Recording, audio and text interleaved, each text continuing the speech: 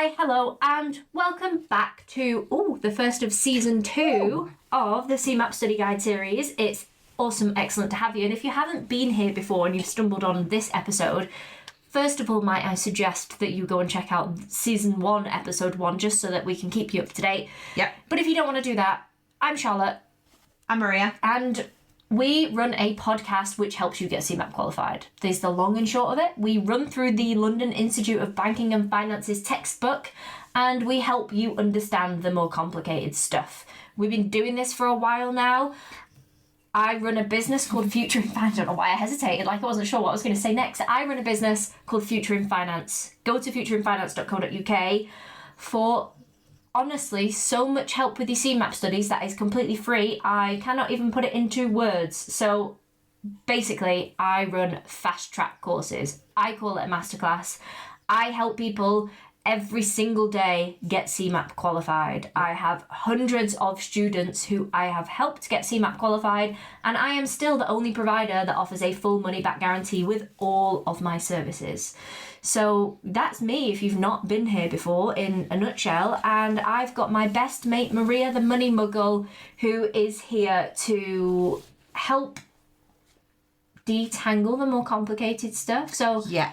The concern is, because I do this for a living and because I literally live with that textbook, the big chunky one, on my bedside table at night, sometimes I say stuff that doesn't make sense to somebody who hasn't been doing this as their whole entire life for the last 2 years. So Maria keeps me grounded. Humble. That's a good one. Keeps me humble. She's going to say, Charlotte, it doesn't make sense. Can you give us a better explanation? Maria is sometimes also well good at explaining stuff. So she ain't just a pretty face.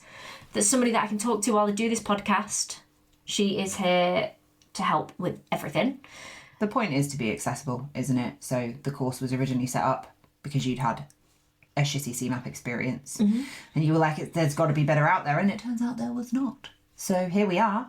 Being better out there. And the point is that it's for everyone. So it's not just people that have worked in mortgage brokers and the finance industry. It's for people that are coming into, they want to change their career. They have never had a career. They are, on the university track and go, oh my God, I don't want to. That's a good one, yeah. Here's a viable option for people that have no background in the financial industry. And that's me. I don't know shit about it. But I do have a master's degree in English, so I like to use words a lot. And that's why you're such an asset to this show, Maria. In this episode, we are going to be jumping into CeMAP 2 and 3, which for the last year people have been asking me for. So I'm hoping that this does not disappoint, because there's a lot of pressure that comes with this episode. The way that these episodes work is every single week or every 2 weeks, however often we decide we're going to launch one of these, we will cover one chapter of that massive textbook. We will try and make it easier to understand. We will try and make it a little bit entertaining, but honestly, don't put too much pressure on us for that, because it is still finance. Yeah. But we're going to work through the whole CeMAP 2 and 3 textbook. Before we do jump into it, though, there's something that I want to talk about, because I get messages every day of people asking me how the dynamic works, because CeMAP 2 and 3 are 2 separate exams. So where do they get the CeMAP 3 textbook? Really good question. That is a really good question. The answer is everything that you need to know in your CeMAP 2 exam and your CeMAP 3 exam is in one textbook. So you had one giant textbook for your CeMAP 1 exam. You have a second giant textbook, which is everything you need for your CeMAP 2 exam and for your CeMAP 3 exam. And the way that it works is your CeMAP 2 exam is multiple choice questions, 100 of them, just like CeMAP 1. It's broken down into 4 units. Your CeMAP 3 exam works a little bit different. You are going to be presented with a case study, and you are going to be asked multiple choice questions about kind of like, what product do you recommend for this customer? What are their insurance needs? What are their concerns? So it's very similar to CeMAP 1 and CeMAP 2, but people get the fear because it's different. But is it not just preparing you for essentially what you would be doing? That's exactly what it is. With this exam once you're qualified. That's exactly what it is. But because you got so comfortable with multiple choice questions in CeMAP 1, you then had the repeat with CeMAP 2. People get to CeMAP 3 and it's like the great unknown. I have trawled the internet for information on CeMAP 3 and there's really not a lot out there. No, there's not, but they are still multiple choice. Yep, they are still multiple choice. So you still have the same sort of format. Exactly. situation. So you still do have 4 opportunities to make an educated decision. Guess. We can call it a guess. We can call it a guess, but I mean, at that point, you know, don't like completely freak out, because it is still multiple choice. You're just having to apply what you've learned so far. And if you're going to jump into the jobs that this is going to give you, these qualifications are going to give you access to, then that's really what you're going to be doing. So think of it as kind of like a test run. Yeah. And the reality is you're not going to jump straight into being a Lone Star mortgage advisor. You're probably going to have some more support than that. Yeah. So it's not a complete panic station situation. No, it's not. But if you do need any support with your CeMAP 3, please do drop me a message, because I've done training sessions that are specifically designed for sitting your CeMAP 3. I'm currently in the process of building more, and people can get access to those free sessions for nothing. I run one a month. So if anybody isn't sure, hop over to futureinfinance.co.uk or Instagram at futureinfinance, also TikTok, futureinfinanceuk, and just send me a message, and there's loads of support that I can send over. But I actually think we should just jump straight into it. Cool. The way that this CeMAP textbook works, so for your 2 and 3 exam, it's called mortgages. So the CeMAP 1 textbook is called regulation. This one is called mortgages. Yep. Is I will let you know when we reach a chapter that relates to the next unit of your CeMAP 2 exam. Okay. So chapters 1 to 8, so the first 8 episodes of this season 2 podcast, is going to relate to the first 25 questions in your exam. Oh, sound perfect. So if you've sat your exam and you failed spectacularly on one particular unit, you can just listen to the podcast episodes for that unit. I'll break it down for you. But it's not a comprehensive study guide. But it is not a comprehensive study guide. Thank you. So please don't just think you can listen to this podcast and get CeMAP qualified. That's not the case. I'm just here to give a little bit of free help to people that are out there that need free help, because there's a lot of you guys and CeMAP is really hard and you don't have to do it on your own. So that's what this is about.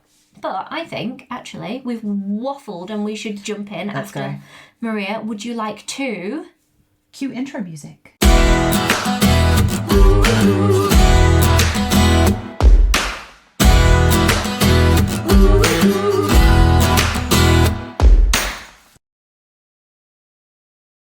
Hello again. So, with your CeMAP 2 and 3 textbook, topic 1, chapter 1, that's where we're going to start. It's very similar to topic 1 of CeMAP 1 in the sense of, okay, this is just an introduction. Okay. This is how financial services works. The first bit that it does, or the first thing that it teaches us about, is the financial crisis. Ooh. I love talking about the financial crisis because it just feels like such a wild story, and nobody else is enthralled by this. Nobody. You can watch films on it. I'd recommend doing that. Don't read about it too much. But if you are too young to remember, the basic principle is banks were not as heavily regulated as they should have been.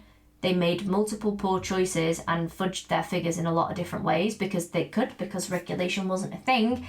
And it resulted in massive failures. A failure that was financially so spectacularly detrimental that our generation will never stop paying off the debt from that instance. Ever. Fuck those guys. We will not outlive that financial Trauma. crisis. Yeah. So Jesus Christ. the financial crisis was it was a massive thing. It was a massive problem. It was a massive deal. A lot of people lost a lot of money. And what happened off the back of the financial crisis is the government kind of went, shit, we do not have a handle on this. Like, clearly the banks have failed and we did not even realise it was happening. We need to make sure that doesn't happen again, which is why now the banking sector is so heavily regulated with the Financial Conduct Authority and everybody else that gets involved.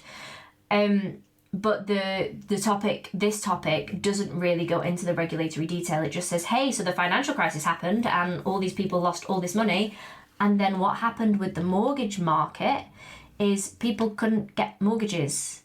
So pre-financial crisis, literally anybody could get a mortgage. It was like the Wild Wild West, wasn't it? It was like, oh, you have never earned money, have a mortgage. You've never had a job, have a mortgage. You're 12, have a mortgage. You were bankrupt, have a mortgage. Literally, they did not care. They would lend to anyone. Not only would they lend to anyone, but they would lend a ridiculous amount to anyone. So they'd be like, for anything. Oh, your house is valued at £200,000. Why don't we just give you 220? Then you can furnish it and decorate it as well. Go on holiday, buy a car, whatever you need to do. And the problem with that, whilst it was very nice for us, the consumer, is that if we moved into that £200,000 house and we had the extra £20,000 worth of debt and we decided never to make a mortgage payment, where in the holy fuck were the bank going to get that extra 20 grand from? Because they're not going to repossess the property and make that money back. No. That's what happened. That was the financial crisis in a nutshell. A lot of other things happened. That wasn't the only problem, but that was the main problem. So everybody, I speak all the time about Northern Rock. So we're just gonna need to do an episode on Northern Rock. One day I will tell this story. Yeah. But basically, because Northern Rock was so, I think the textbook uses the phrase aggressive in their desire to take over the mortgage market. They were the twats that gave mortgages to everybody, over 100% mortgages, and then realised they had no way of recouping that money, which is why they had to be bailed out. But all of that ties into the financial crisis. And then what has happened since then is regulation has come into play. We fast forward to 2024, and now it is so difficult to get a mortgage. Yeah. It's so hard because you need a deposit. You need a big deposit. Most lenders are still looking for a minimum 5, 10, 15% depending Which is crazy when you think about, I mean, we go back to it all the time, but you think about the cost of everything has risen. Everyone hears about it all the time. And it's like we are the generation that is just can't get on the housing market. You're screwed. You literally cannot. You can barely afford to pay rent, let alone save for a mortgage, pay your daily costs. I mean, it looks like it's insurmountable. Yep. And that's the situation that we're in at the minute is, okay, people can't get on the property ladder. And eventually, if you are a complete finance nerd like me and you follow all these people that know much more than I do, they talk about how something has to give. Either property prices have to start coming down, or schemes have to start coming in to support those people who cannot get on the property ladder. My assumption is it's going to be the second thing. Yeah. Well, they have started, haven't they? They've recently reintroduced 99% mortgages. How long that will last, I don't know. Yeah, I mean, equally, that might have just been a wing and a prayer, and by the time this airs, that might not be a thing anymore. But it was a thing that people were talking about. The textbook basically talks about the challenges that we face in modern day, because pre-financial crisis, fucking anybody could get a mortgage. Now, very few people can get a new mortgage unless you get a leg up. So, unless you have parents that can front you a deposit. If you have parents that unexpectedly die and leave you an inheritance, which leaves you with stuff, which, I'm not going to use the word lucky, that was the wrong word, but that was the only way I was able to get a property, and had that not happened, I would absolutely still be rented and not be able to afford to save for a deposit because all my money was going on rent. So it's such a difficult situation. That is not the only thing that affects the property market. So that's what the textbook shifts talking about is, okay, sure, access to the market is one issue, but what else affects getting on the property ladder? Massive one, interest rates. Yep. Interest rates at the minute are, I say astronomical, they have come down. So I think 6 months ago they were about 6.5%. Okay. Which is huge when you think about when I bought my first house like a decade ago, they were about 2%. And you think in your brain, you go, okay, 2% and 6%, that's not that different. But actually, when you look at it in respect of a mortgage, I checked my mortgage payments would have gone from £700 to £1,600. Jesus, yeah, with that interest rate change. That is income. That's some people's income. Yeah, exactly. So interest rates are at the minute the biggest barrier to people buying houses because they are so high. Again, it's widely assumed that they're going to start coming down because otherwise we're going to go into a recession. Which a recession we'll come on to in a second. Okay. What else affects I've completely segued. This was not the list that I had. I mean, it's all relevant to this topic, but I'm not referring to my piece of paper. Yeah. Okay, back to the piece of paper. No, back to the plan. We're going to work with this. I'll loop back around to everything else. The economy actually is another really good one because inflation as well is going up. Our inflation target is 2%. Our inflation in reality is about 11%, which is not good. Woo! That's huge. That has an impact on house prices because it's all linked. House price inflation doesn't always necessarily reflect general inflation, but they are always connected somehow. So if you remember during COVID, what happened is because people couldn't spend money on holidays and on drinking at the weekends and on, I don't even know what else people spend their money on, because they couldn't do that. Being out. Yeah, being out of the house. They got realised, dogs. Yeah, problem. And houses. And houses. They realised because they were stuck in lockdown that they fucking hated where they lived and decided that they were going to spend all this extra money moving house. Therefore, everybody wanted to move house. Therefore, there was more demand for houses. Therefore, house prices went through the roof. That's what happened. Yeah. People were paying an amount of money that they were never going to get back for that house, or at least not quickly. And they were paying it because they were so miserable as to where they lived now. And a lot of people talk about how if you buy a house now, you got to be pretty desperate because house prices, because of interest rates, because of all of those different things. That's something else that affects the property market, as well as supply and demand, which is actually, we've kind of boxed that one off. Basic, yeah. And the last one is government action. And this is the one that took me a little bit of time to get my head around, because I couldn't understand how government action affected how people buy properties.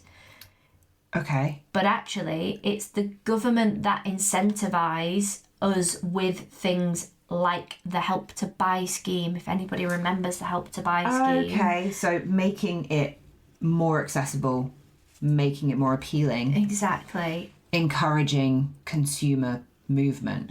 We also had, I don't know if this was a Margaret Thatcher era thing or whether I've just seen that on TikTok, so you can't, somebody's going to have to fact check me on that one. Buy-to-let property investments. So, Train. That was a train. Every time I put something to do with buy-to-let properties or portfolio landlords on my TikTok, those TikTok reels blow up and people just like to tell me that portfolio landlords are the scum of the earth, and I don't understand the connection. But a lot of people talk about Margaret Thatcher in the comments as well, which is what makes me think maybe that's where it comes from. Basically, at some point, the government released an incentive that said if you buy properties as a portfolio landlord, there is a tax advantage to it. So you can offset your mortgage costs against your tax liability. Right. Therefore, everybody with extra cash just bought properties. And hence they have private landlords, which mean that they can hike rent. They can't because there are. And now we have a housing crisis where there are not enough houses, but there are portfolio landlords who own 3% of the properties in London that people can't buy because they're all being rented out by trash landlords in a lot of instances. Yeah. So that's another example of government action. That has since changed. You no longer get the tax advantage, which is why a lot of landlords are now flogging all the properties because they can't be arsed with it because it's not as lucrative for them. As it was. But that's another example of how government action impacts the mortgage market. Right. So that's another one to think about. Okay. We are going to loop back round. So we spoke about the financial crisis and about how any Tom, Dick or Paul Credit History Harry could get a mortgage, and it doesn't work that way anymore. This is the first time the textbook talks about the difference between prime lending and subprime lending. I need you to forget about the energy drink when I say this, and I want you to think My brain was at Optimus Prime. Optimus Prime works. Generational. Can I give you a different one to Please. think about?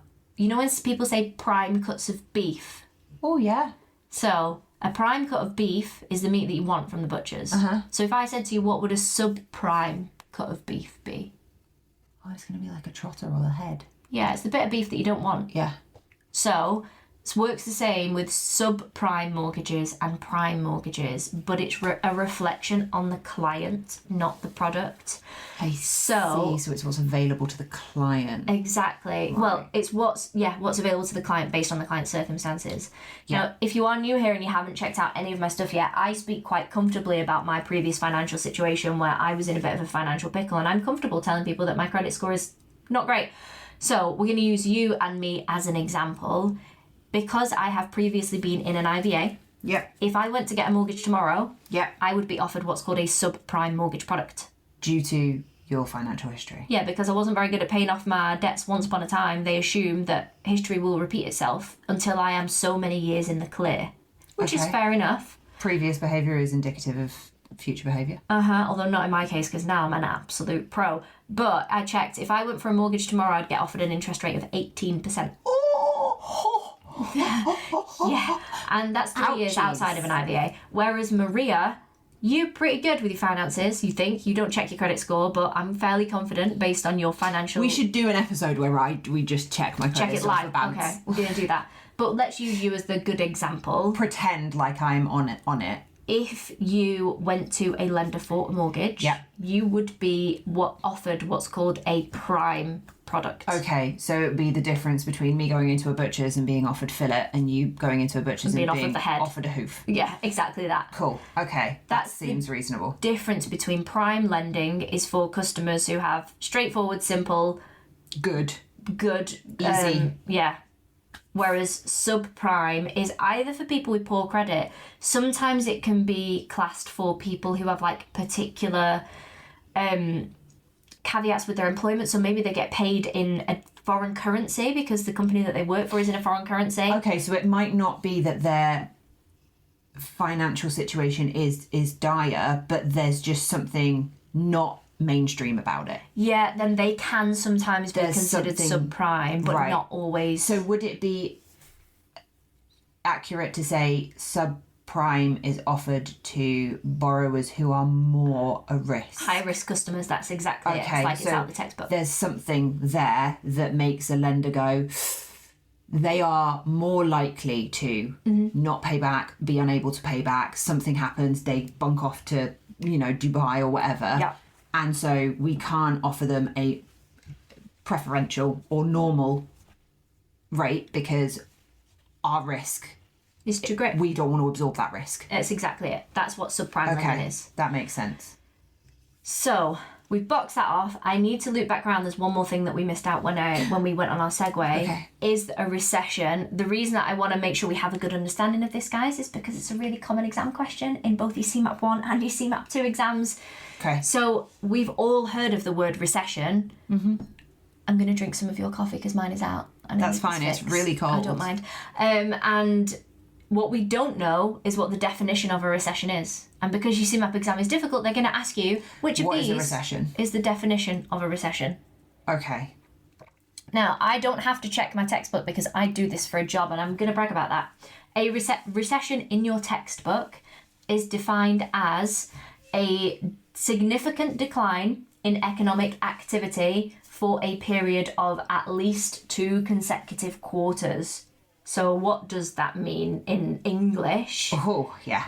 Is we stop spending because we don't have any money to spend, and because we stop spending there's less demand for stuff. Yeah. And it's almost like the economy stagnates, everything stops because the wheel stops turning because we're all being well fucking tight with our money. Basically, it's what's happening right now. We're all feeling... What do they call it? They call it the cost of living crisis. Actually, it's just government instilled poverty is what it is. Yeah, but we'll talk about that another day. If we hit a recession, it is the economy slowing massively, and that has to happen over a minimum period of 6 months. The textbook uses the phrase 2 consecutive quarters. I would stick with that because it's likely to be phrased that way in your exam. Okay, so we're talking, when you say 2 consecutive quarters, it's a quarter of a year. Yes. Okay, so... 3 months. 3 months is a quarter. Yep. So therefore 2 months... It's 2 quarters. Sorry, 2 is 6 quarters, months. 6 months. Exactly that. Got it. Okay.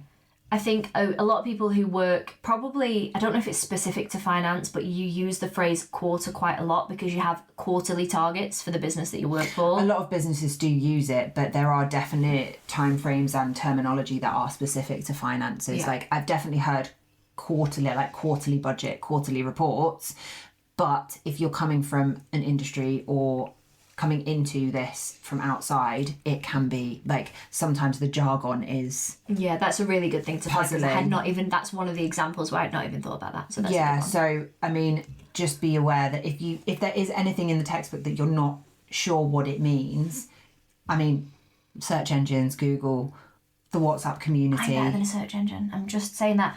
Also, that brings me on to something really good. Please do not use ChatGPT for your CeMAP studies. It is a message I get all the time, and I understand why people do it. If you ask ChatGPT a question that is to do with your CeMAP exam, it has no frame of reference for CeMAP because nobody's ever put the information into the internet specific to your exam. Yeah. So if you ask it the definition of a recession, or that's just an example, I actually don't know what ChatGPT would say, but basically you are not going to get your CeMAP textbook definition. I have had students come to me after sitting their exam failing fairly spectacularly and being like, Charlotte, I've put the work in, what the fuck, and we've dug into it and they've used ChatGPT, which is well smart, and people should use AI for stuff. Yeah, but the thing about AI that I think some people don't realise is AI learns from the information that has been put into it. So any art that you see on AI, any writing, has been taken from existing writing and art. Yep. So actually there is a huge argument about plagiarism. So essentially everyone doing those cute Disney fixes, that has all been taken from independent artists. AI can't generate anything that hasn't been fed into it. So we could sit and feed these textbooks into it and it might give you some kind of approximation, but because it takes from everywhere, it is not going to ever give you the correct answer, and you will screw yourself over for it. Yeah, that is a complete segue, but it has happened to quite a few people I've ended up working with, so please, guys, don't make that mistake. Leave AI out of your studies. Yeah. The last thing we need to talk about for this episode or for this topic is, where can we get a mortgage? That's the next bit of the textbook. So the mortgage supermarket. I'm not sure mortgage. Can you not get one off like a comparison website? No, because mortgages are personal products in a sense of, you can put your basic information in for car insurance and that's fine, but a mortgage is personal to you. What is in the same way that we talked about prime and subprime, the mortgage product you are offered will be different to the mortgage product I'm offered. Which is exactly why you're sitting your CeMAP exam, so that you can provide that service to everybody else. Yeah, exactly. So places you can get mortgages is actually really simple. Banks, where most people go. Building societies, also where most people go. Have you heard of the phrase challenge a bank before? No, but it sounds fun.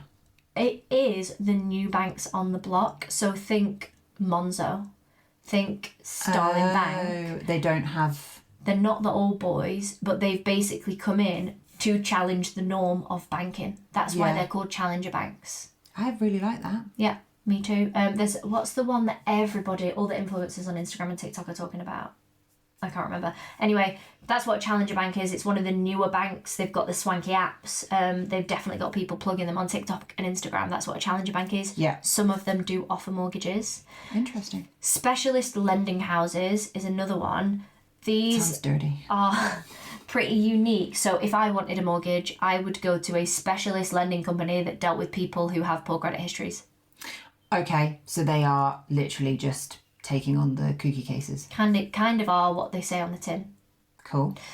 So if you were not a British national, you might go to a specialist lending house who specialises in finding mortgages for people who wouldn't be able to get a mortgage with Lloyds Bank. That seems fair. If you wanted a self-build property on an eco cabin and you wanted a mortgage for that, you'd probably go to a specialist lender. Yeah, that makes sense. All so anything those... that's not, bricks and mortar, straight up and down, works in the UK, born in the UK, paid in the UK. Exactly. Okay. And the last one is insurance companies. So I can't actually think of an example, but the big bods like Admiral, I think they're the biggest insurer. LV. Yeah, a lot of them will also offer mortgages. No way. Yeah. They might just have a... Oh, yeah, they offer the underwriting and all of that fancy shit. Got it. Fingers in many pies, those guys. Exactly. And that's it. That's all that we need to know for the first topic of your CeMAP 2 and 3 studies. So I'm really hoping you're all finding that not that difficult. I'm hoping that this has helped, that people are excited that it's back, because we're excited to be back. And stay tuned for more. I already mentioned where you could check us out, but futureinfinance.co.uk, at futureinfinance on Instagram, or at futureinfinance UK on TikTok. You can send me a WhatsApp message, send me a DM. Just let me know that you've listened to this podcast, because every time you do and you message me, honestly, it makes my day. So thank you so much for being here. We are going to catch you in the next couple of weeks. Stay tuned. Also, please don't forget to hit the subscribe button. So if you are listening to this on Spotify, on Apple Music, on wherever it is, Amazon Music, wherever it is that you listen to your podcasts, if you hit the subscribe button and there is an option to automatically download stuff, that makes a massive difference to the content that we can put out, because it gives us so much extra leverage to be able to put more funding into this, to be able to do more stuff completely for free for you guys. But that's it for today. Thank you so much for tuning in. We will catch you for the next episode, and good luck with your CeMAP studies.